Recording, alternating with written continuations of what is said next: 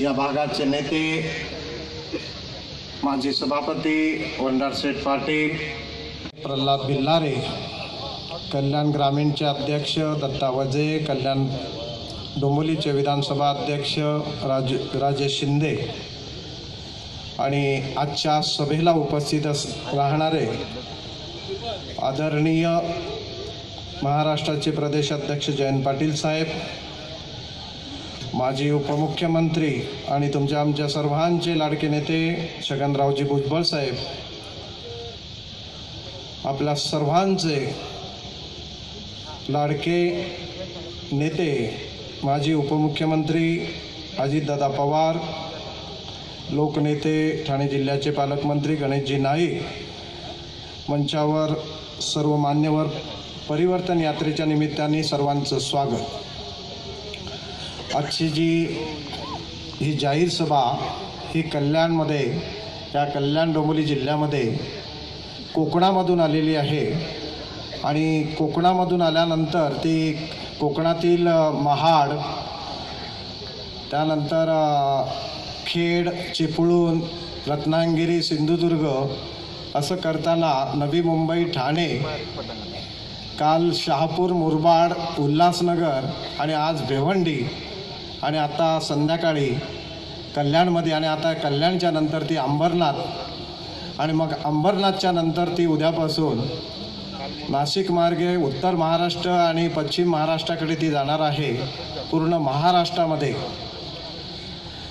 ही परिवर्तन यात्रा राष्ट्रवादी काँग्रेस पक्षाच्या या सर्व मान्यवर नेत्यांच्या नेतृत्वाखाली यात्रेच्या निमित्ताने सर्वत्र जात आहे।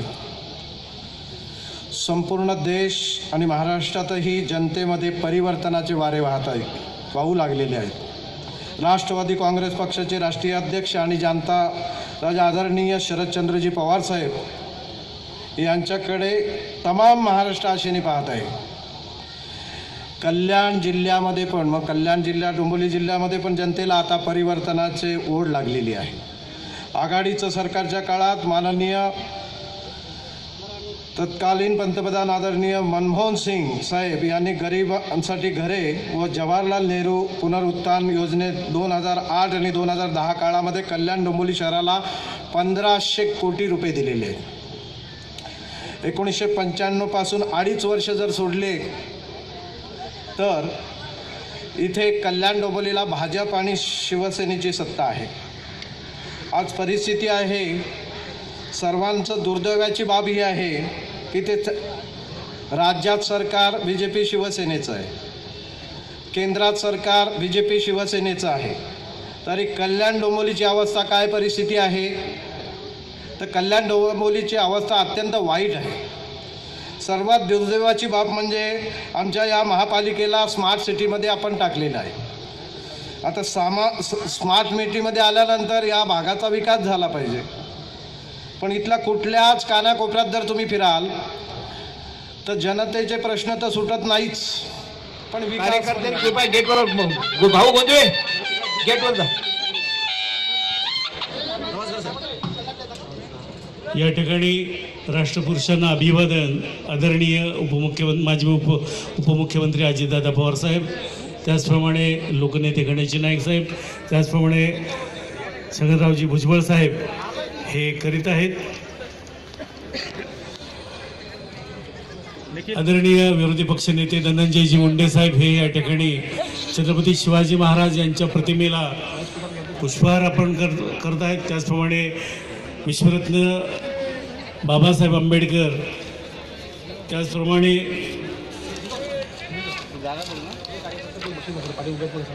छत्रपती शाहू महाराज, महात्मा ज्योतिबा फुले यांच्या प्रतिमांना पुष्प अर्पण करतायत, त्यांना अभिवादन करतायत।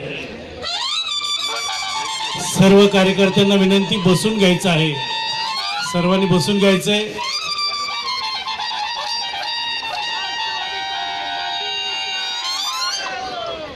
या ठिकाणी दीपपूजन करून निर्धार परिवर्तनाचा या राष्ट्रवादीच्या निर्धाराचा की सभा होते आणि या प्रसंगी आमचे नेते माननीय अजितदादा पवार उपस्थित आहेत, त्यांचं मी स्वागत करतो. माननीय छगन भुजबळजी माजी उपमुख्यमंत्री यांचं स्वागत करतो. आमचे प्रांताध्यक्ष यांचं जयंत पाटलांचं स्वागत करतो. आमचे विधानसभेचे नेते, आमचे विरोधी पक्षनेते धनंजय मुंडेजी, आमचे ठाणे जिल्ह्याचे आमचे पालकमंत्री आणि माजी पालकमंत्री आणि आमचे नेते गणेशजी नाईक आणि सर्व व्यासपीठावरील आमच्या राष्ट्रीय महिला अध्यक्षा मॅडम यांचंही स्वागत करतो, चित्राताईंचं स्वागत करतो आणि व्यासपीठावरच्या सगळ्या मंडळींचं स्वागत करून आज ही सभा त्वरित सुरू करावी अशी मी विनंती करतो. साहेब यांचाही सन्मान या ठिकाणी करण्यात येईल. प्रदेशाध्यक्ष चित्रताई वाघ यांचाही सन्मान करण्यात येईल. त्याचप्रमाणे ईश्वर यांचाही सन्मान या ठिकाणी करण्यात येत आहे.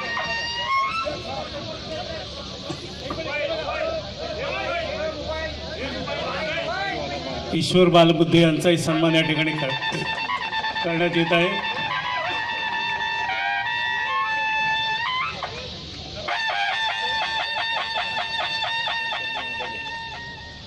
एकूणच जागृती निर्माण करण्याची जी परिक्रमा सुरू झालेली आहे, त्या परिक्रमेचं आज कल्याण महानगरपालिकेच्या क्षेत्रामध्ये या ठिकाणी आपण जमलो असताना उपस्थित राष्ट्रवादीचे नेते माननीय छगन भुजबळ साहेब, राष्ट्रवादीचे नेते अजितदादा पवार, आताच येऊ घातलेले प्रदेशाध्यक्ष जयंतराव पाटील, विधान परिषदेचे विरोधी पक्षनेते धनंजयराव मुंडे, राष्ट्रीय महिला अध्यक्ष राष्ट्रवादीच्या डॉक्टर फौजिया खान, आपले आमदार अप्पा शिंदे, माजी आमदार जयदेवजी गायकवाड, श्री ईश्वरजी बालबुद्धे, महिला राष्ट्रवादीच्या प्रदेश अध्यक्षा चित्राताई वाघ, समाजसेवक सुभाष पिसाल, समाजसेवक अर्जुनबुवा चौधरी, समाजसेवक भंडारा पाटील, या शहराच्या महिला अध्यक्षा सारिका गायकवाड, अध्यक्ष रमेश हनुमंते, युवकचे सुधीर पाटील, सर्वच मान्यवर पदाधिकारी आणि जमलेल्या प्रमुख कार्यकर्ते बंधू भगिनींनो, निर्धार म्हणजे निश्चय, परिवर्तन म्हणजे बदल. आणि या परिक्रमेची सुरुवात 10 तारखेला रायगडापासून छत्रपती शिवाजी महाराज दर्शनानंतर चौदार तल्यावर डॉक्टर बाबासाहेब आंबेडकरांच्या पुतळ्याला अभिवादन करून सुरुवात झालेली आहे. परिवर्तन या ठिकाणी हा अट्टा सत्ता मिळवण्यासाठी नाही, तर ज्यांना जनतेनं अपेक्षेनं सत्ता दिली, ज्यांनी जनतेच्या मनामध्ये अशा आकांक्षा निर्माण केल्या आणि त्या आकांक्षा पायदळी तुळवल्या गेल्या आणि उपेक्षित राहिलेली जनता, त्यांचे जे आज हाल चाललेले 4.5 वर्षामध्ये केंद्रामध्ये आणि राज्यामध्ये, त्या त्यांच्या चाललेल्या उपेक्षांचं, त्यांच्यावर होणाऱ्या अन्यायाचं परिमार्जन करून त्याच्यात बदल घडावा आणि म्हणून परिवर्तन घडणं गरजेचं आहे आणि तो निर्धार केलेला आहे. तरुणांच्या अपेक्षा, नोकऱ्या न मिळाल्यामुळे अपेक्षा भंग झालेला आहे. शेतकऱ्यांच्या अपेक्षा भंग झालेल्या आहेत, शेतकरी आत्महत्या करत आहेत. महिलांना सुरक्षितता वाटत नाही, महिलांचा अपेक्षा भंग झालेला आहे. उद्योग मोठे मोठे बंद पडले, स्मॉल स्केल इंडस्ट्री रसातलाला गेली, छोटा छोटा व्यापार रोजगार नष्ट झाला. पूर्वी शेतकरी आत्महत्या करायचे, आता व्यापारी सुद्धा आत्महत्या करायला लागले. आपल्या प्रांतीय अध्यक्ष जयंतराव पाटील साहेबांचं टाळ्या वाजवून जरा स्वागत करा. एकूणच जुमलेबाजी करून जनतेला स्वप्न दाखवलेली त्या स्वप्नाचा भ्रमनिरास झाला आणि त्याच्यातून एकूण निराशावादी वातावरण निर्माण झालं. जगामध्ये नाचक्की व्हायला लागली. देश 10 वर्ष मागे गेला. आज फक्त भरपूर पैसा जो आहे तो फक्त जाहिरातबाजी करण्याकरता. जर का ती जाहिरातबाजी न करता आजच मी कल्याणमध्ये ते एबीपी माझा याच्यावर 2 गट पडलेले आहेत, रागा आणि नमो. त्यामध्ये एका विद्यार्थ्याला विचारलं, त्या विद्यार्थ्याने सांगितलं की 300 कोटी रुपयाच्या सरदार वल्लभभाई पटेलांच्या पुतळ्याची गरज काय? 3000. प्रश्न असा आहे की वल्लभभाई पटेलांच्या विषयी आदर नाही असं वाग नाही. त्यांचं कर्तृत्व मोठं, त्याचं नेतृत्व त्याला मोठं. परंतु आज देशामध्ये अनेक समस्या, शिक्षणाच्या समस्या, आरोग्याच्या समस्या, वाहतुकीच्या समस्या, शेतकरी एकूण उद्ध्वस्त झालेला, कामगार उद्ध्वस्त. आज एकूण BSTचा 5वा दिवस. व्यासपीठावर उपस्थित सर्व मान्यवर, या सभेला उपस्थित माता भगिनी, वडीलधारी मंडळी, माझ्या तरुण भावांनो आणि इथं उपस्थित पत्रकार मित्रांनो,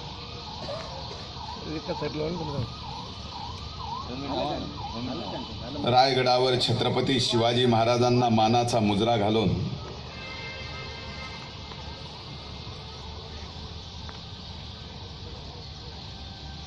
मा जिजाऊ मा साहेबांच्या समाधीस्थळी नतमस्तक होऊन महाडच्या चौदार तळ्यावर परमपूजनीय डॉक्टर बाबासाहेब आंबेडकरांना वंदन करून राष्ट्रवादी काँग्रेस पार्टीने ही निर्धार परिवर्तनाची यात्रेची सुरुवात केली आहे.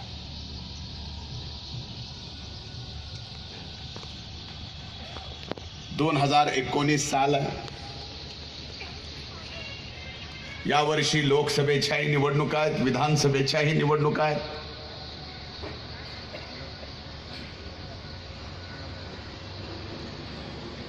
मला 2014च्या लोकसभेच्या निवडणुका आठवतात. ज्यावेळेस संबंध देशामध्ये एक परिवर्तनाचं वारं होतं. विद्यमान सरकारच्या विरोधात एक लाट निर्माण झाली होती. पण त्या क्षणालाही भारतीय जनता पार्टी देशाच्या जनतेच्या समोर पर्याय नव्हती.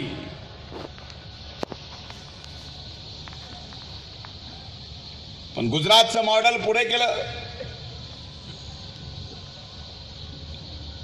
गुजरातच्या विकासाच्या मॉडेल जसं पुढे केलं तसंच गुजरातचे मुख्यमंत्री ज्यांनी गुजरातचा विकास केला असं सांगून देशाच्या प्रधानमंत्री पदाचा उमेदवार केलं. आणि त्या निवडणुकीच्या काळात भारतीय जनता पार्टी, शिवसेना, NDA यांच्या वतीनं एक व्यक्ती देशात ठिकठिकाणी जाऊन जाहीर सभा घेत होता आणि त्या सभेतून या देशातील 125 कोटी जनतेला एक स्वप्न दाखवत होता. ते स्वप्न होतं अच्छे दिनचं. व्यासपीठावर आले की नरेंद्रभाई मोदी म्हणायचे समोरच्या लाखो लोकांकडे बघून, अच्छे दिन, की समोर बसलेली लाखो लोक म्हणायचे आने वाले है. आता जरा आठवलं तुम्हाला. आता अच्छे दिन म्हणलं की जसं तुम्ही हसलात तसं या महाराष्ट्रात नाही तर देशातल्या गावागावात या अच्छे दिनची चेष्टा होती आहे. एक तर अच्छे दिन म्हणलं की समोरचा माणूस हसतो नाही तर शिवी देतो. तुम्ही आम्ही केलेली चेष्टा सोडून द्या. पण केंद्रीय मंत्रिमंडळातले महाराष्ट्राचे एक दिग्गज नेते ज्यांचं नाव नितीन गडकरी, ते काय हिंदी TV चॅनलवर मुलाखत द्यायला गेले मुलाखत चालू झाली आणि शेवटी त्या वार्ताहराने नितिनजीला प्रश्न विचारला की नितिनजी क्या आप बताएंगे इस देश में अच्छे दिन कब आने वाले हैं? नितिनजीने उत्तर दिलं, ते म्हणले अच्छे दिन विच्छे दिन कुछ नहीं होते, उसको महसूस करना होता है.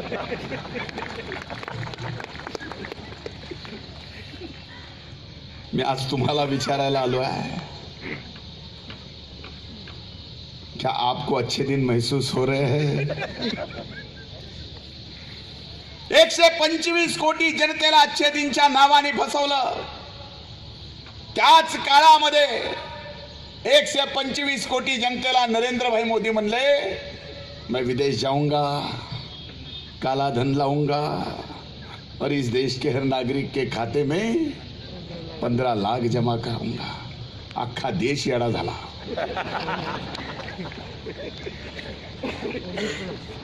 म्हणले बाबा 15 लाख देणार आहे.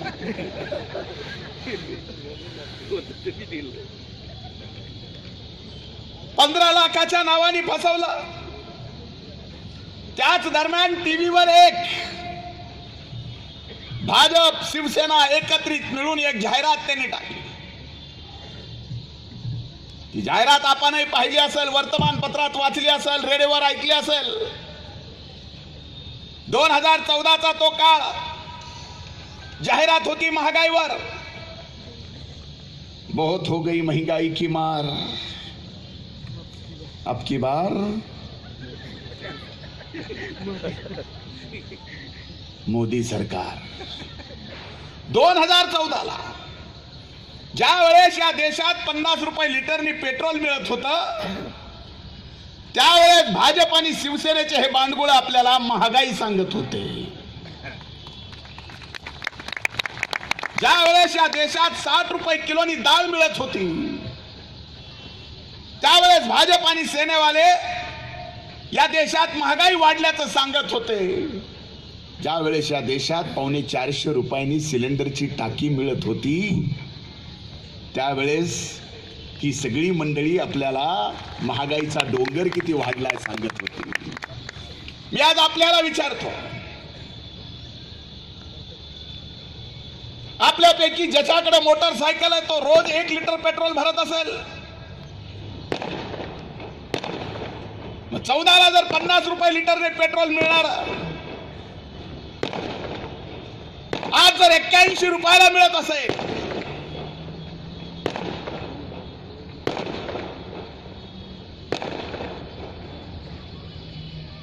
तर 4 वर्ष 7 महिन्यामध्ये त्याची दिवस मोजा, भागिले 31 रुपये करा, गुणवले. आणि त्याचं टोटल लावा. आत्ता लावू नका, लगेच घरी गेल्यावर झोपताना लावा. आणि जे टोटल येईल ते पाहिल्यावर जर तुम्हाला रात्री झोप आली तर झोप आली म्हणून मला फोन करून सांगा.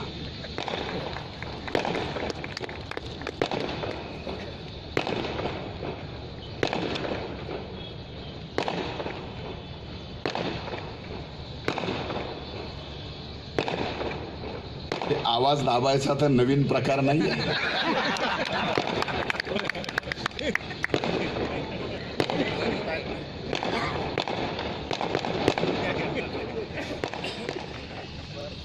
मंदिरातला प्रोग्राम नाही, मंदिरातलाच आहे, मी दुसरा म्हणलंच नाही.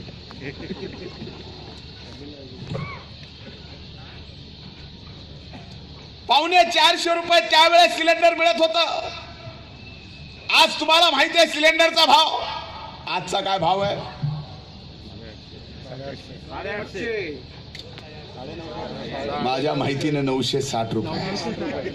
850 बहुतेक 2 महिन्यापूर्वी तुम्ही भरलेला असेल. 960 आणि $450 रुपये त्याचा फरक काढा. आणि जर महिन्याला तुम्हाला 1 सिलेंडर लागत असेल तर 4 वर्ष 7 महिन्याचे महिने गुणवले 625 रुपये.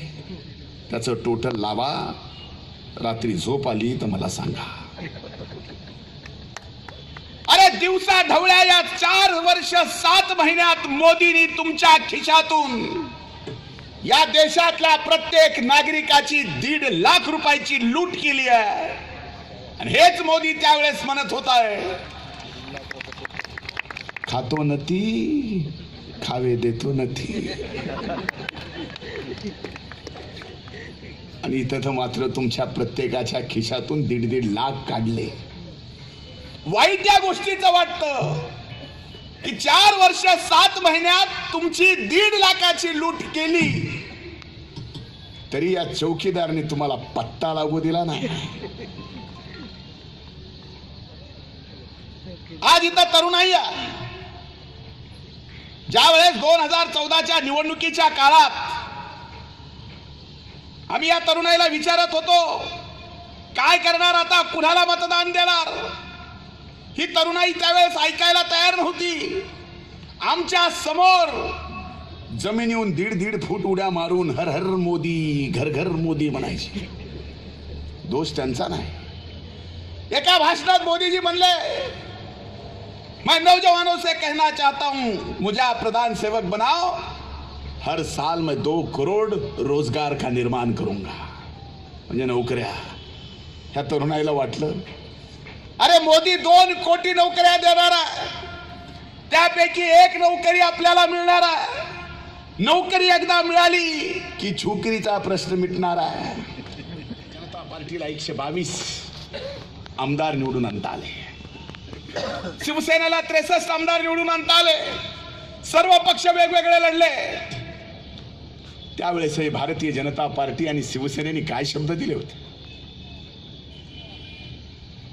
लढले वेगवेगळे, सत्तेत आले. भाजपने अगोदर शपथविधी घेतला, तोपर्यंत शिवसेना सोबत नव्हती. शिवसेना 63 आमदार घेऊन मराठवाड्याच्या दौऱ्यावर गेली होती. आल्यावर पुन्हा शपथविधी झाला आणि हिंदू हृदय सम्राट बाळासाहेब ठाकरे यांची स्वाभिमानी शिवसेना 5 मंत्र्याच्या तुकड्यावरती लाचार झाली. सत्तेत गेले. ज्या वेळेसपासून भाजप आणि शिवसेनेची या राज्यात सत्ता आहे, त्या वेळेसपासून आपल्यापैकी कदाचित प्रत्येकाला 2 कुत्र्याचे भांडण लागताना पाहण्याचा योग आला असेल. ज्याला कुत्र्याची कळवण म्हणतो ना, तशी या महाराष्ट्रात भाजप आणि शिवसेनेची आपण पाहिली. आणि तुम्हाला कशाला सांगायला पाहिजे, सगळ्यात मोठी कळवण तर कल्याणमध्येच लागली होती महानगरपालिकेच्या निवडणुकीत. शिवसेनेने मुख्यमंत्र्यावर भाजपवर टीका केली. मुख्यमंत्री इथं आले आणि आल्यानंतर म्हणले, वाघाच्या जबड्यात घालून हात मोजी तो दात ती जात आमची. जबड्यात घातला हात, दातच लागना.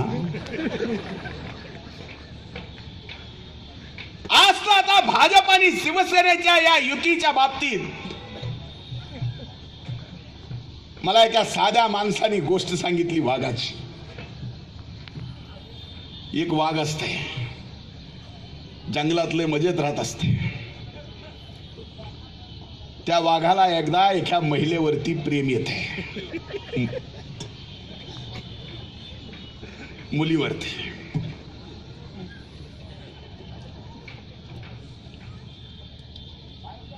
ती मुलगी म्हणते की माझंही तुझ्यावर प्रेम आहे, पण वाघा तुला नख आहेत, मला लागले तर. वाघ म्हणते, अरे खरंय मला नख आहेत. वाघ जाते, नख काढून येते. मुलगी म्हणते, नख काढून आलास बरं झालं, पण तुझ्या सुळ्या दाताचं काय करायचं? वाघ म्हणतोय, खरंय, अरे माझे दाते लागले तर. पुन्हा वाघ जाते, दात पाडून येते. पुन्हा वाघाच्या लक्षात येतंय की अरे नख गेली, दात गेली, खायचं काय, शिकार करायची काय. ना खाता येईना, ना शिकार करता येईना. त्या वाघाची अवस्था कुत्र्यागत झाली. आणि तशा अवस्थेत पुन्हा ती मुलगी त्या वाघाला दिसली.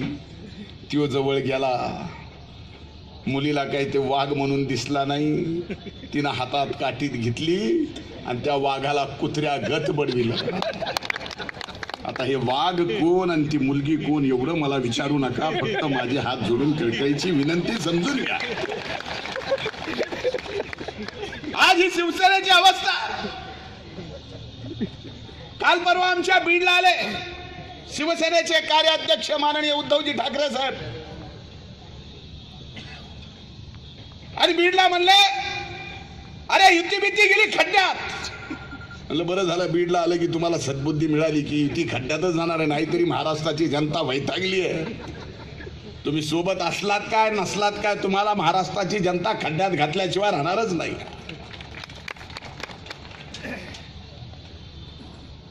प्रश्न आता हा की ज्या कल्याण महानगरपालिकेच्या निवडणुकीत भाजपने असेल शिवसेनेने असेल या कल्याणकरांना जे शब्द दिले ते शब्द विकासाचे होते, ते शब्द होते 6,000 कोटी रुपये द्यायचे. तुमच्या हातात आज काय पडलं?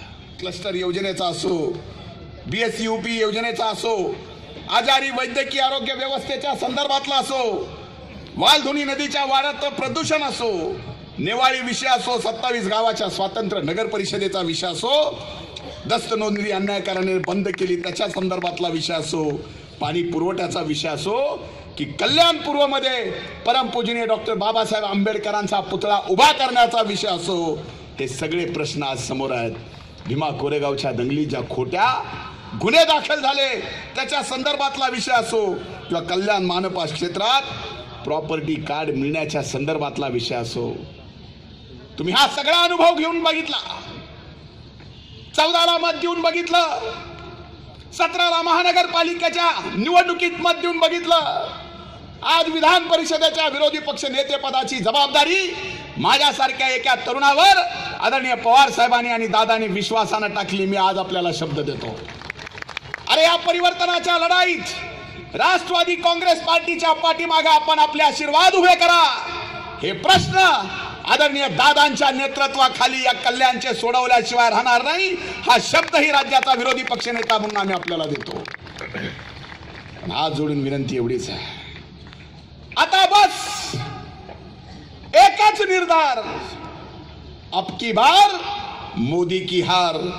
या निर्धार परिवर्तन यात्रेला आशीर्वाद द्या, एवढंच इथं विनंती करतो. थांबतो. धन्यवाद. जय हिंद, जय महाराष्ट्र, जय राष्ट्रवादी. आपल्या सर्वांच्या समोर आलोय. कल्याण डोंबिवलीमध्ये 2.5-3 वर्षापूर्वी महापालिकेच्या निवडणुका झाल्या आणि त्यावेळी महाराष्ट्राच्या मुख्यमंत्र्यांनी येऊन या शहराला 6,500 कोटीचा आमचा आराखडा तयार झालेला आहे असं आवाहन करून मतं मागितली. 2.5-3 वर्षाचा कालखंड गेलाय. मुख्यमंत्री किती खरं बोलतात हे महाराष्ट्रात जर सगळ्यात जास्त कुठल्या गावातल्या लोकांना कळलं असेल तर मला वाटतं कल्याण डोंबिवलीला कळलं असेल. एवढं मोठं शहर आहे, वाहतुकीची समस्या दिवसेंदिवस वाढले, घनकचऱ्याच्या व्यवस्थापनाचा बोजवारा उडलेला आहे, किती वेळा डम्पिंग ग्राउंडला आगी लागल्या ह्याचा हिशेब आता राहिलेला नाही. या शहरात महाराष्ट्रातल्या सगळ्या नागरी व्यवस्थांमध्ये कसे प्रश्न तयार होतात ते या शहरातल्या जनतेनं आता अनुभवलेलं आहे. कल्याण आणि डोंबिवली ही दोन्ही एकत्रित आलेली शहरं जेव्हापासून आपण महानगरपालिका केली, या शहरातच नाही तर इथल्या आसपासच्या उल्हासनगर सारख्या शहरात आम्ही काल परवा गेलो होतो. काल आसपासच्या कोणत्याही शहरात जावा, मागच्या 4.5 वर्षात या भागातल्या नागरी व्यवस्था ज्या आहेत त्या कोलमडून गेलेल्या आपण सगळे बघतो. आपण सगळ्यांनी सरकारकडून घोषणा ऐकल्या, पण प्रत्यक्षात आपल्या पदरात काही पडत नाही. हाच खरा जनतेच्या समोरचा सगळ्यात मोठा यक्ष प्रश्न आहे. शेजारच्या ठाणे महापालिकेमध्ये 4-4, 5-5 वेळा मुख्यमंत्री येतात, तिथल्या आयुक्तांच्या घरी जेवायला 5-5 वेळा जातात, पण त्या ठाणे शहराच्या आसपासची जी सगळी शहरं आहेत त्या समस्याकडे लक्ष देण्याची फुरसत राज्याच्या प्रमुखांना मिळत नाही, ज्यांच्याकडे नगरविकास खातं स्वतःकडे त्यांनी ठेवलेलं आहे. आपल्या राज्यामध्ये हा एक अनुभव जसा आहे तसं राज्यातल्या जनतेला विविध घोषणा पण पूर्ण झाल्या नाहीत याची फार मोठी यादी आहे. खरं म्हणजे या आपल्या स्क्रीनवर आम्ही काही घोषणा दाखवणार होतो, पण वेळ कमी आहे आणि आमची ती CD जरा हँग झालेली आहे आणि सिस्टीम हँग झालेली आहे. जर सुटली सिस्टीम तर शेवटी दाखवायचं काम आपण करू.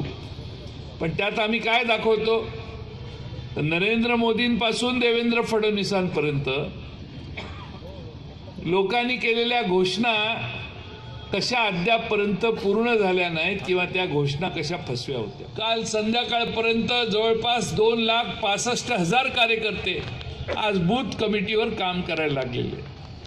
मी अपेक्षा करेन की आमच्या कल्याण डोंबिवलीमध्ये देखील प्रत्येक बूथवर बूथ कमिटी करण्यासाठी आपण सगळ्यांनी जिथं तुम्हाला सहकार्य करणं शक्य असेल त्या ठिकाणी करणं गरजेचं आहे.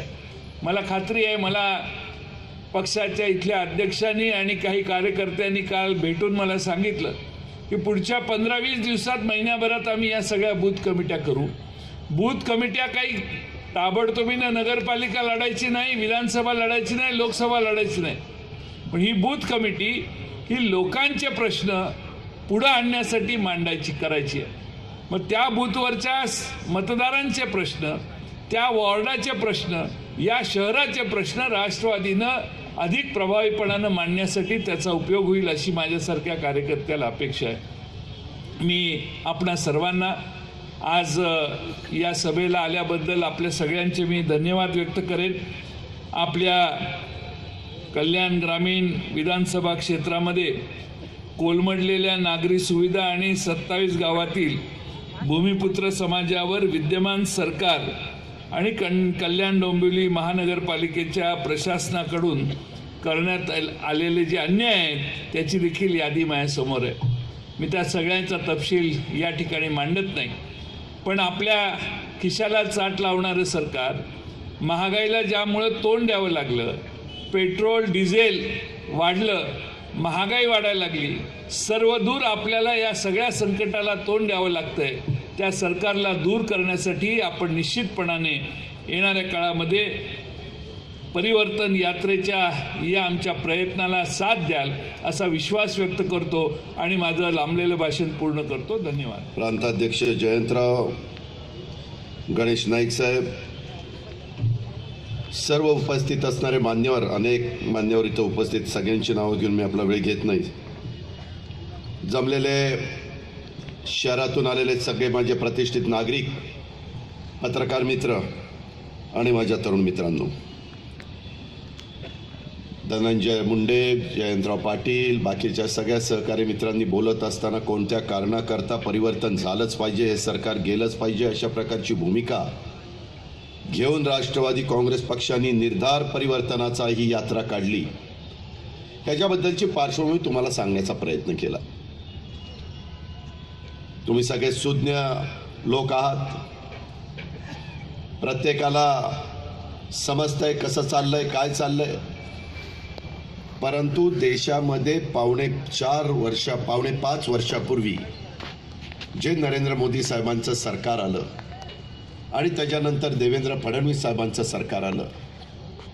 कल्याणकरांनो, आम्ही देखील सरकारमध्ये काम करत होतो. आम्ही पण 15 वर्ष महाराष्ट्राच्या जडणघडणीमध्ये त्या ठिकाणी लक्ष दिलेलं होतं. पण अशी काही स्वप्न दाखवली गेली, असं काही लोकांना सांगितलं गेलं की जम्मू काश्मीरपासून कन्याकुमारीपर्यंत जबरदस्त अशा प्रकारची लाट आली. मला आठवतंय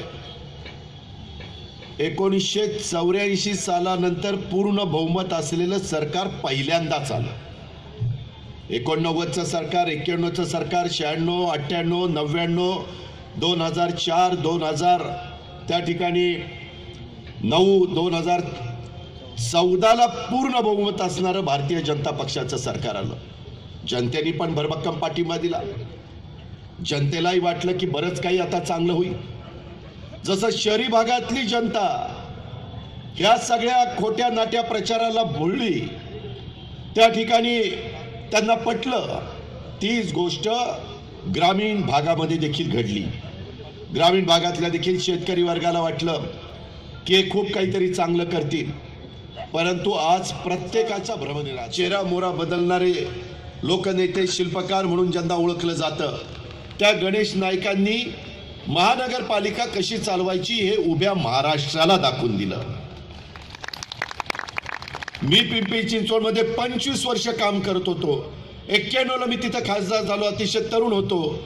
त्यावेळेसपासून त्या शहराला एवढं चांगलं बनवलं, खेडी होती एकत्र केली आणि एवढा त्याचा चेहरा मोहरा बदलला की मागच्या सरकारच्या काळामध्ये बेस्ट सिटी इंडियातली कोणती आहे तर ती पिंपरी चिंचवड आहे, अशा प्रकारचं बक्षीस तिथं आम्ही मिळवलं. जर तुमच्यामध्ये राजकीय इच्छाशक्ती असेल, मनापासून काही करण्याची तुमची जिद्द असेल तर आपल्याला ते करता येतं. परंतु भाजप शिवसेनेने गेल्या अनेक, शिवसेनेच्या ताब्यामध्ये किती वर्ष मुंबई महानगरपालिका, काय मुंबईची अवस्था आहे, का मुंबईतला माणूस बाहेर बाहेर बाहेर बाहेर पडत चाललेला आहे, का मुंबईमध्ये सर्वसामान्य माणसाला जगणं मुश्किल झालेलं आहे. देशाची आर्थिक राजधानी म्हणून आपण मुंबईकडे बघतो. तीच गोष्ट ठाण्याच्या बाबतीमध्ये, तीच गोष्ट माझ्या कल्याण डोंबिवलीच्या बाबतीमध्ये. का यांना न्याय मिळत नाही, का या लोकांनी चुका केलेल्या आहेत, ह्या गोष्टीचा कुठेतरी विचार एक नागरिक या नात्याने आपण केला पाहिजे.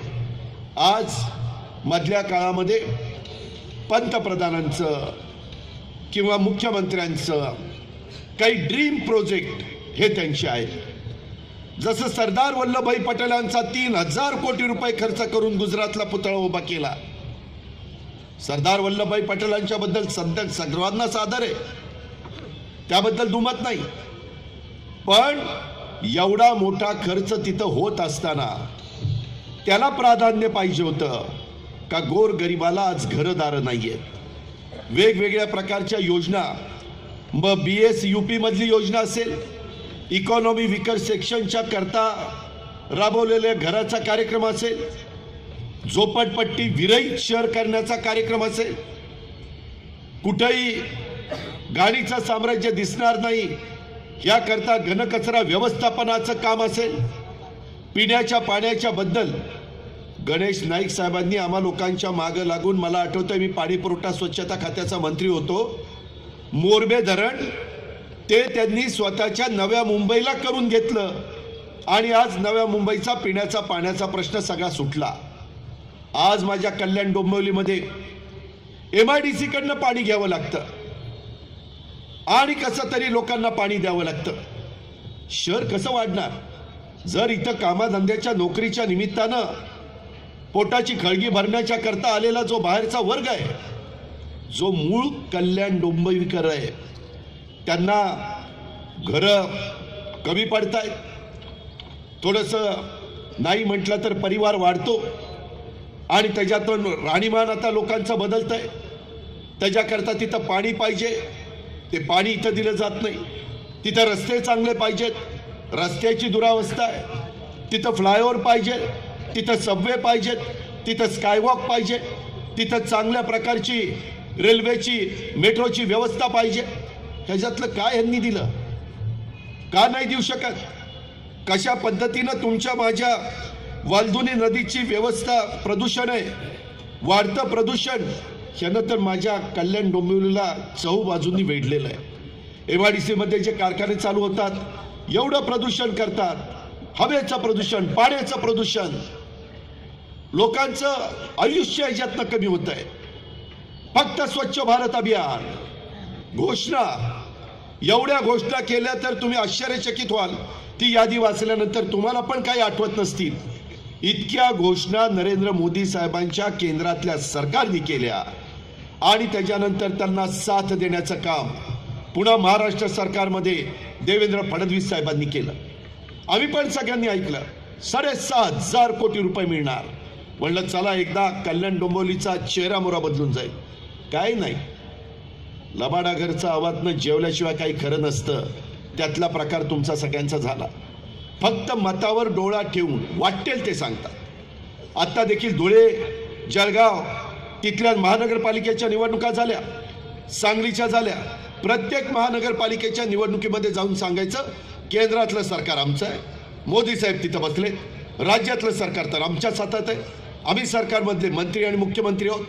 त्याच्यामुळं तुम्हाला विकास कामाच्या करता पैसा पाहिजे असेल तर तुम्ही त्या ठिकाणी आम्हाला निवडून द्या. म्हणजे एखादं शहर आता नवी मुंबई राष्ट्रवादी काँग्रेस पार्टीच्या विचाराचं आहे, गणेश नाईकांच्या नेतृत्वाखाली चाललंय. म्हणजे त्या शहराला काही विकासाला पैसा द्यायचा नाही. मुख्यमंत्री हा संपूर्ण राज्याचा असतो, पंतप्रधान हे संपूर्ण देशाचे असतात. असा दुजाभाव करून 7 दिवस मुख्यमंत्री लक्ष देत नाहीये. स्वतः उद्धव ठाकरे शिवसेना प्रमुख लक्ष देत नाहीये. सगळं अक्षरशः सावळा गोंधळ चाललेला आहे. ह्या सगळ्या ज्या समस्या आहेत, मी ताजी उदाहरणं तुम्हाला देतोय. ह्या पद्धतीनं सगळ्या गोष्टी आहेत. आज माझ्या कल्याण डोंबिवलीमध्ये मलनिस्सारणाच्या वाहिन्या काय अवस्था आहे. शहर पूर्वी मर्यादित होतं, आता एवढं वाढलं. नेहमी आम्हाला पवार साहेब सांगतात, अजित विकास करत असताना उद्याची 50 वर्ष डोळ्यासमोर ठेवून निर्णय घ्यायचे असतात, आउटगटकेच्या करता निर्णय घ्यायचे नसतात. तुम्ही कदाचित 5 वर्षाच्या करता जनता तुम्हाला निवडून देईल, पण 5 वर्षाचा विचार करू नका. रस्ता करताना, ड्रेनेज टाकताना, मलनिस्सारणाच्या संदर्भातल्या वाहिन्या टाकताना किंवा लाईटची व्यवस्था करताना, जे काही करायचंय उद्यानं करताना, क्रीडांगणं करताना, वेगवेगळ्या प्रकारची हॉस्पिटल करताना, आरोग्य सुविधा, शिक्षण सुविधा देत असताना 50 वर्षाचा कमीत कमी विचार करा, तर त्या शहराचा चेहरा मोहरा बदलेल. हे भाजप शिवसेनेला कळत नाही का? कुणी त्यांच्या डोक्यामध्ये हे घालायचं. आज उड्डाणपुलामुळं वाहतुकीची कोंडी इथं होते. MIDCतल्या जल आणि वायू प्रदूषणामुळं सतत तिथनं धूर निघतोय, तिथं हवा प्रदूषित होती. त्याच्यामुळं इथल्या नागरिकांचं आयुष्य कमी होत आहे, तुमचं आयुमान त्याच्यातनं कमी होत आहे. आता नवीन नवीन टेक्नॉलॉजी आली आहे, खूप काही टेक्नॉलॉजीचा वापर करून त्याच्याबद्दल आपल्याला बंधनं आणता येतात. आज इथं पार्किंगची समस्या आहे, आज इथं फेरीवाल्याचं धोरण नाही आहे, इथं भ्रष्टाचार आणि वेगवेगळ्या प्रकारचे गैरप्रकार मोठ्या प्रमाणावर वाढलेले. क्लस्टर योजना लागू करू असं सांगितलं, परंतु लागू नाही केली. क्लस्टर योजनेच्या बद्दल कोणी बोलायला तयार नाही. ह्या शहराच्या करता स्वतंत्र पाणी पुरवठा यंत्रणा नाही आहे, ती या शहराची खऱ्या अर्थाने गरज आहे. त्याहीबद्दल सरकार आणि महानगरपालिका त्यांच्या ताब्यात असताना ते करत नाही आहेत.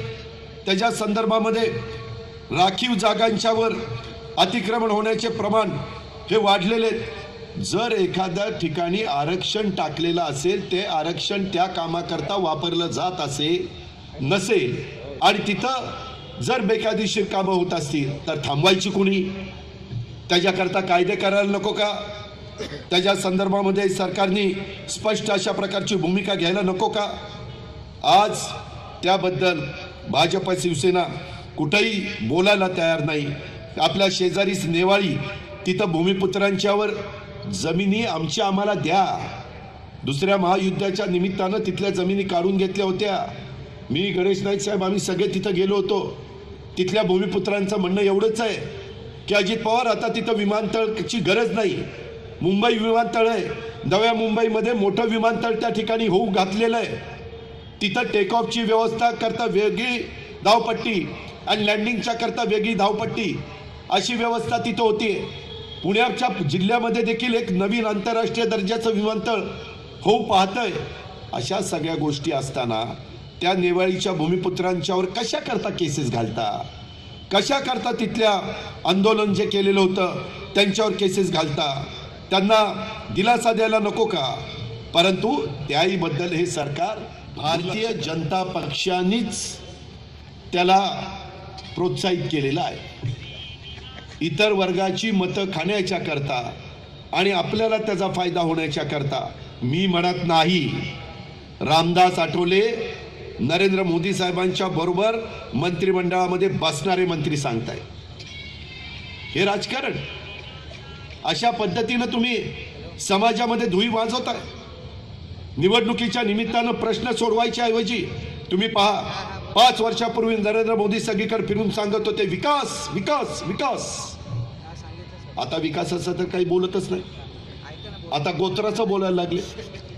त्या राहुल गांधीचं गोत्र काय? अरे गोत्राचा आणि कल्याणच्या विकासाचा काय संबंध आहे? अजित पवारचं गोत्र काय असेल ते असेल. ते गोत्र सांगून लोकांची दिशाभूल का करताय? ह्याबद्दलचं उत्तर भाजप शिवसेनेने द्यायला नको. हे दोघं एकमेकाशी लढल्यासारखं करतात, भांडल्यासारखं करतात. एक मारल्यासारखं करतंय, दुसरं रडल्यासारखं करतंय. किती फसवाल जनतेला? अरे तुम्ही एकत्रपणे केंद्रात आणि राज्यामध्ये सरकार चालवता. आम्ही पण 15 वर्ष काँग्रेसच्या बरोबर काम करत असताना कधी कधी आमचे काही प्रश्नांच्या करता मतभेद व्हायचे, पण ते मतभेद आम्ही चव्हाट्यावर वारसा आहे. उपराजधानी म्हणून आम्ही या शहराकडे बघतो, पण तिथं एका पाहुण्यांना बोलवलं जातं आणि पुन्हा सांगितलं जातं येऊ नका. का? असहिष्णुतेचं वातावरण आपल्याला पाहायला मिळत नाही. असं कधी आमच्या काळामध्ये घडलं नाही. मित्रांनो, इतक्या दाखले या सगळ्याच्या बाबतीमध्ये देता येण्यासारखे आहेत. परंतु पुढं अजून एक सभा आणि आपल्याला सगळ्यांना आमचे नेते भुजबळ साहेबांचंही भाषण ऐकायचं. पण कल्याणकरांनो, आम्ही आजपर्यंत काम केलं ते वचनपूर्तीचं काम केलेलं आहे, दिलेले शब्द पाळण्याचं काम केलेलं आहे. अशा पद्धतीनं पवार साहेबांनी पण गेल्या 50 वर्षाच्या राजकीय जीवनामध्ये काम करत असताना अनेक पदं भूषवली. संरक्षण मंत्री, कृषी मंत्री, राज्याचं 4-4 वेळेला मुख्यमंत्री. साहेबांच्या काळामध्ये भूकंप झाला, साहेबांच्या काळामध्ये त्या ठिकाणी दंगली उसळल्या, तरी देखील साहेबांनी पुन्हा ह्या राज्याला सावरण्याचा प्रयत्न केला, उभं करण्याचा प्रयत्न केला. भूकंपातनं माझ्या लातूर उस्मानाबादचे हजारो कुटुंब उद्ध्वस्त झाली, हजारो घरं पुन्हा बांधली. माझ्या शेतकऱ्याला उभं करण्याचं काम केलं. त्यांच्या काळामध्ये शेतकरी समाधानी होता, ग्राहक समाधानी होता. साहेब शेतकऱ्यांनाही सांगायचे की शेतकऱ्यांनो, तुम्ही तयार केलेला माल माझ्या शहरी भागातल्या लोकांनाही पण परवडला पाहिजे. तुमचाही विचार करायचे आणि त्या शेतकऱ्याचाही विचार करायचे. ते राज्यकर्ते कुठं? आणि खोटं नाटक गाजरं दाखवणारी राज्यकर्ते कुठं? रेटून बोल पण खोटं बोल. एवढी गाजरं दाखवलीत की काय विचारता सोय नाही. म्हणजे ती तुम्हाला दाखवता आली नाही क्लिप, नाहीतर त्याच्यामध्ये पूर्वी नरेंद्र मोदी साहेब काय बोलत होते ना आता काय बोलताय सगळं. आणि आपल्याला सासू येते की असं कसं.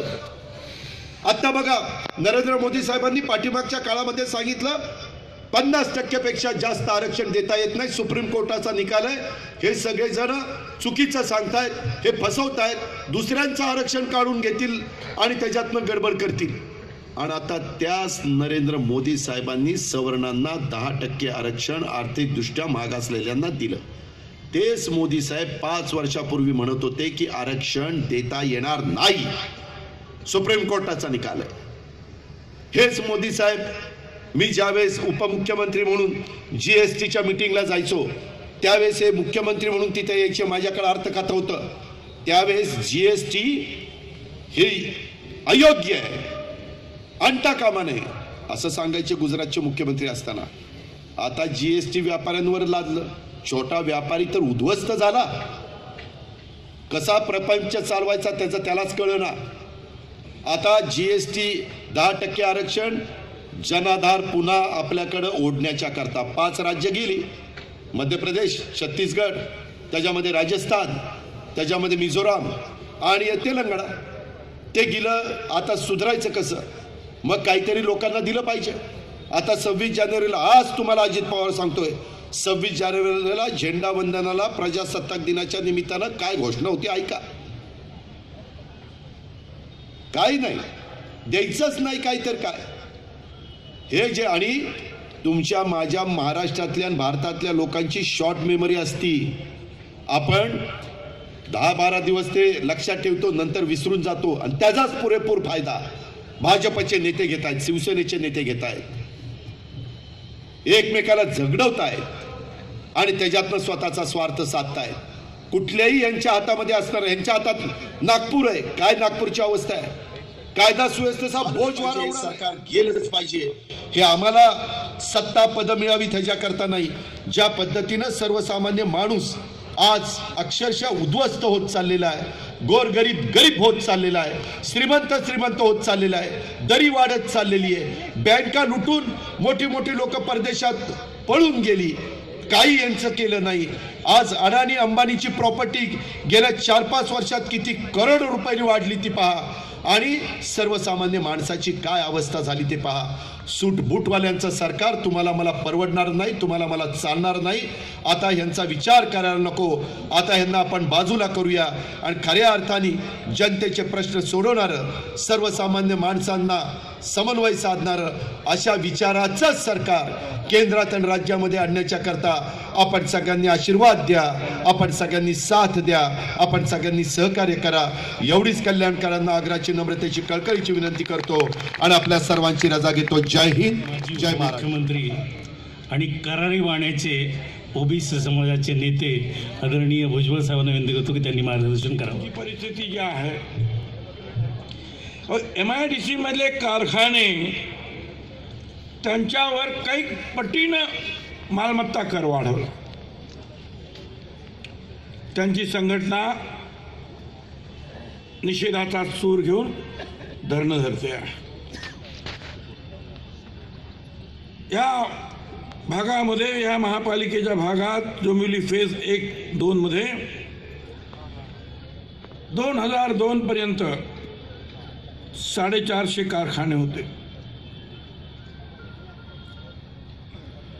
मालमत्ता कर 13,000 रुपये होता. आता एकदम तो 1.5 लाख रुपये झाला आणि काही कारखान्यांना तर दर 1000 फुटावर मालमत्ता कर तो 5-10 लाख रुपयाची बिलं आली. कोण कसा धंदा करेल? कल्याण डोंबिवलीची 1996ला लोकसंख्या 2 लाख. त्यावेळेला 115 डॉक्टरची पदं होती.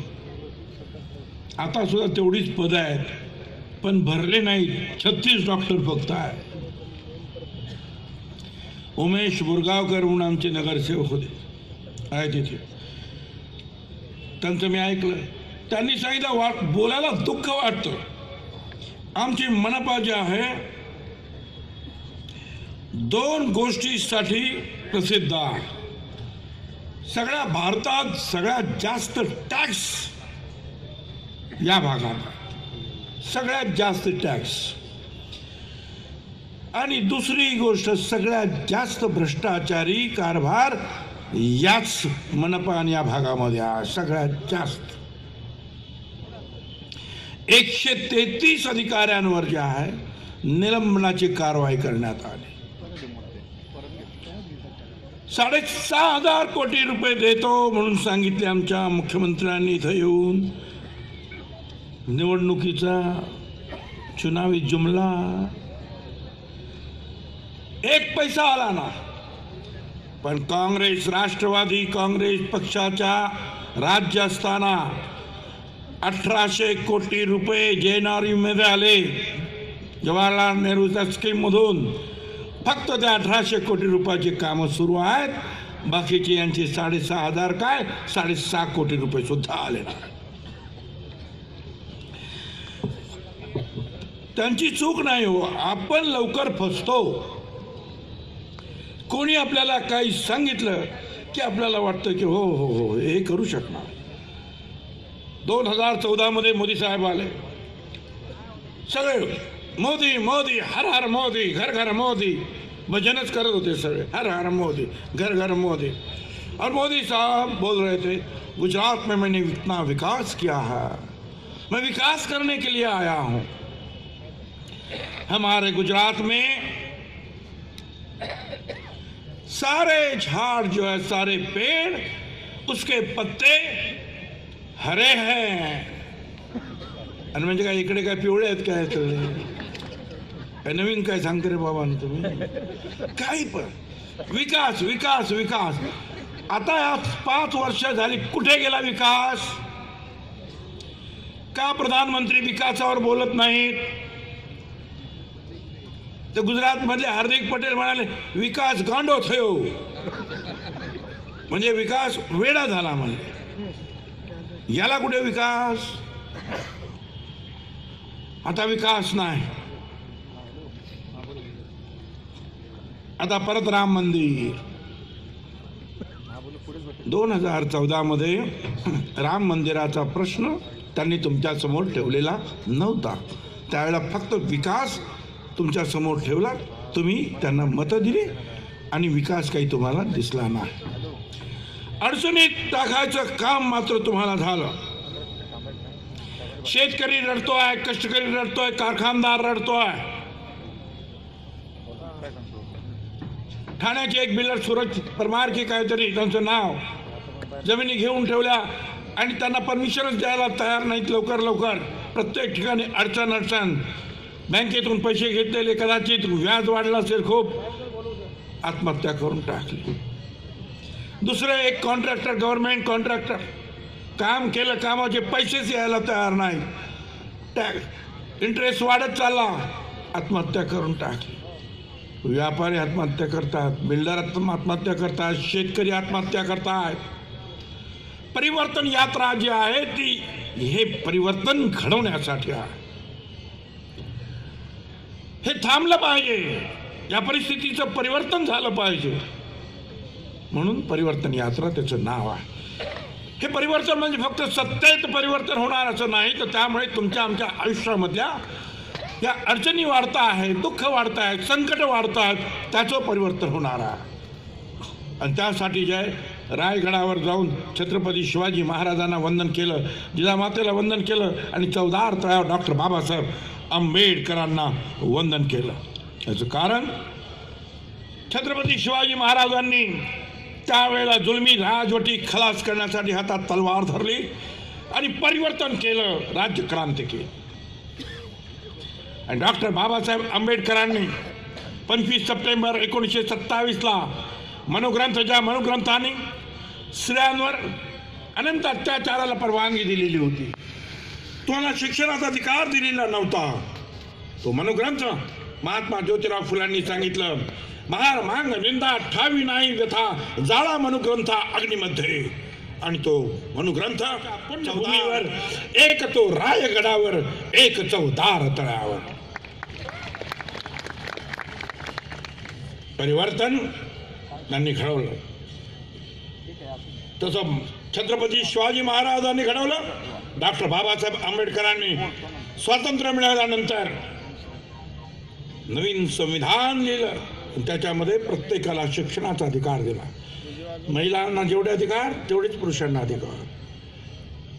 लहान समाजाच्या लोकांना जो अधिकार तोच उच्चवर्णीयांना अधिकार. सगळ्यांना अधिकार. बोलण्याचं स्वातंत्र्य दिलं, लिहिण्याचं स्वातंत्र्य दिलं, शिक्षणाचं स्वातंत्र्य दिलं, खाण्यापिण्याचं तुमचं जे तुम्हाला योग्य वाटेल त्याप्रमाणे राहा, चांगले राहा, कायदा हातात घेऊ नका, दुसऱ्याला त्रास देऊ नका. आता हे काय सांगणार? प्रत्येक गोष्टीमध्ये यांचा वरदास, प्रत्येक गोष्टीमध्ये अडचण, प्रत्येक गोष्टीमध्ये अडचणीत टाकायचं. त्यांच्या विरुद्ध कोणी बोललं का अडचणीत टाका. मला त्यांना सांगायचा, अरे जमाना जब बारूद की बौछार बनता है, जमाना जब बारूद की बौछार बनता है, हमारा हौसला फौलाद की दीवार बनता है. डरने वाले नहीं है तो आपसे. तुम्ही किती तोंड बंद करण्याचा प्रयत्न करा, थांबणार नाही.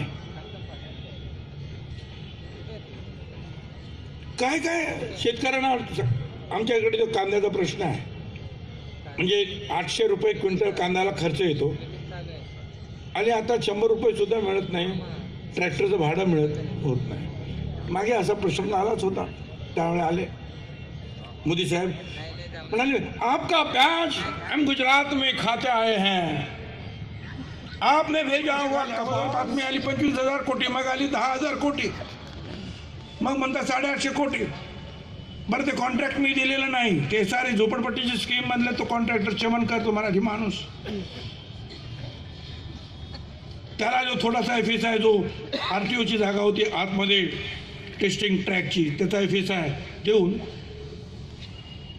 तिथल्या RTOच्या अधिकाऱ्यांना घरं ऑफिस बनवायचं, हा एक प्रपोजल होतं. ते PWD केलं. PWDच्या लोकांनी सांगितलं एवढ्याच FSI मध्ये तू आम्हाला महाराष्ट्र सदन बनवून दे. विलासराव देशमुख मुख्यमंत्री होते, ते म्हणाले बनव रे बाबा. आम्ही ते प्रपोजल तिकडे पाठवून दिलं विलासरावांच्या कॅबिनेट समिती तिकडे. मी पण होतो, अजितदादा होते, सगळे होते. नाही अजितदादा आहेत नाही ते न विचारा ना. अहो मी काय, अजितदादांनी सांगितलं की ते महाराष्ट्र सदन बनवणार, RTOचं ऑफिस बनवणार, आमचं मलबार हिलवरचं हाय माउंट गेस्ट हाऊस पडायला आलं ते पण तुम्ही बनवून द्या. खरं आहे का नाही? तो म्हणाला बाबा मी बनवतो. आता एवढे मोठे मोठे लोक सांगतात तर बनवून टाकू, आणि त्यांनी ती बनवलं. एवढं सुंदर महाराष्ट्र सुंदर सदन सुंदर आहे, राजस्थानी एक राजवाड्यांसारखं दिसतं.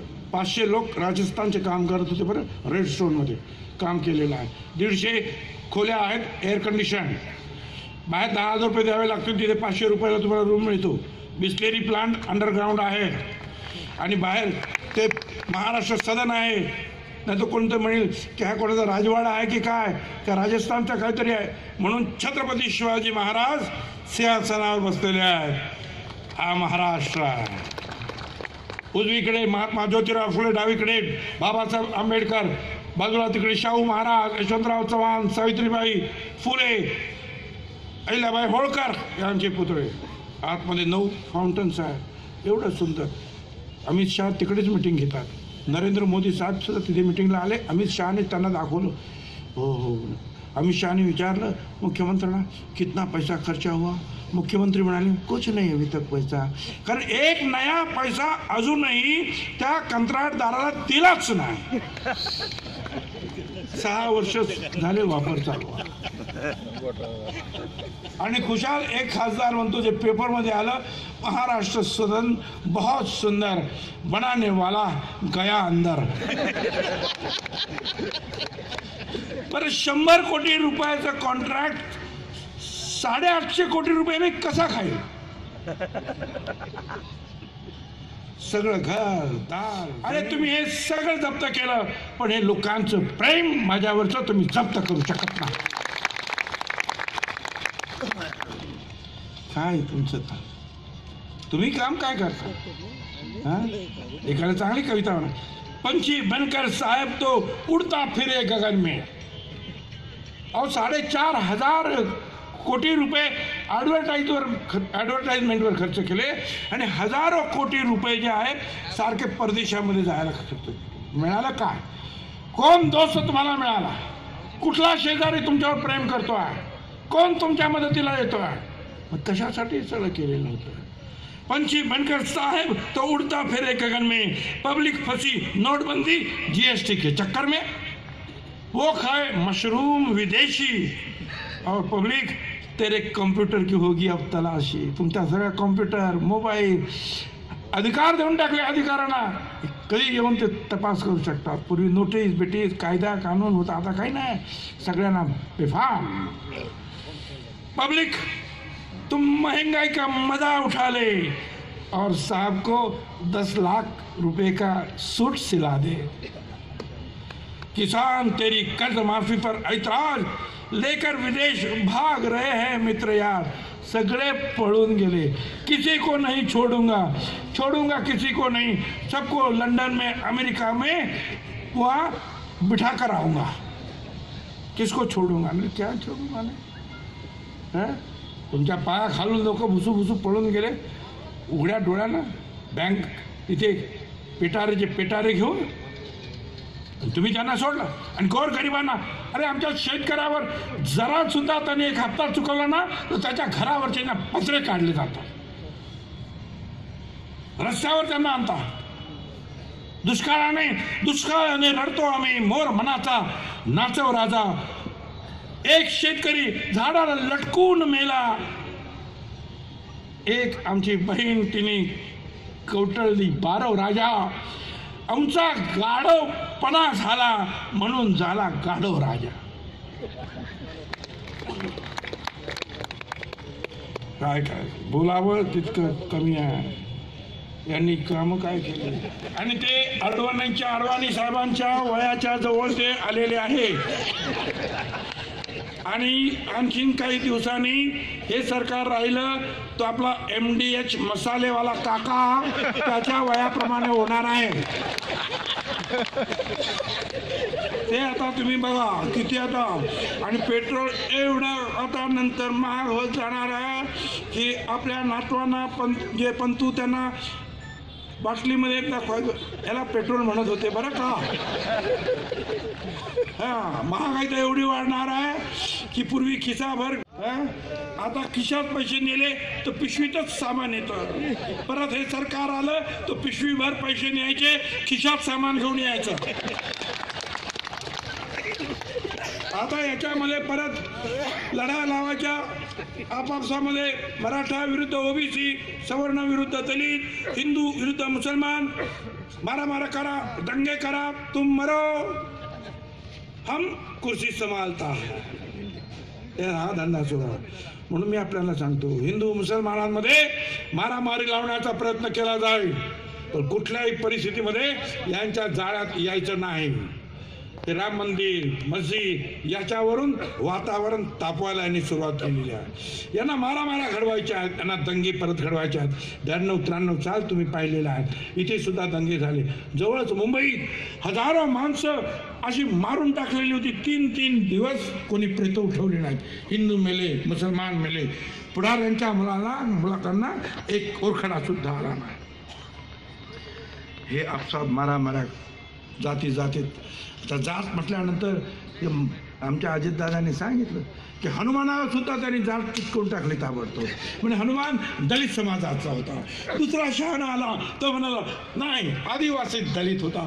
तिसरा शहाणा अधिक हुशार तो म्हणाला नाही जसा अरमान जसा सलमान तसा हनुमान. एकाने मला लिहून पाठवलं काय भुजबळ साहेब तुम्ही काय चालला तुम्ही कसं काय वागताय. म्हटलं काय झालं बघा दलित असलेल्या हनुमानानं ब्राह्मण असलेल्या रावणाची लंका जाळली आणि कुणासाठी तर ओपन कॅटेगरी मधल्या रामासाठी. 33 कोटी देवांच्या आता जाती काढायच्या आणि त्यांना परत ते कुठल्या वर्गातले होते, कुठल्या क्लासमध्ये होते, ओपन कॅटेगरी होते का दलित कॅटेगरी होते. आता किती मोठं काम या BJPच्या कार्यकर्त्यांवर आणि राज्यकर्त्यांवर पडलेलं आहे. आणि म्हणून त्यांना त्याच्यासाठी खूप वेळ पाहिजे आहे. त्यांना त्याच्यावर डोकं लावावं लागेल. त्यामुळे त्यांना या राज्यकर्तेपदावरून खाली खेचा, घरी पाठवा आणि मला तुम्ही अभ्यास करा कुठला देव कुठल्या जातीचा. धन्यवाद. जय हिंद, जय महाराष्ट्र.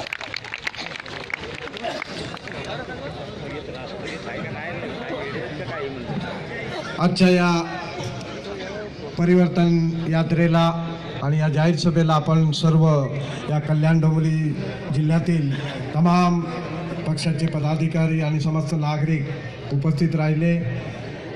आपल्या या जिल्ह्यामध्ये अजितदादा पवार, छगन भुजबळ, धनंजय मुंडे, गणेशजी नाईक हे सर्व आले.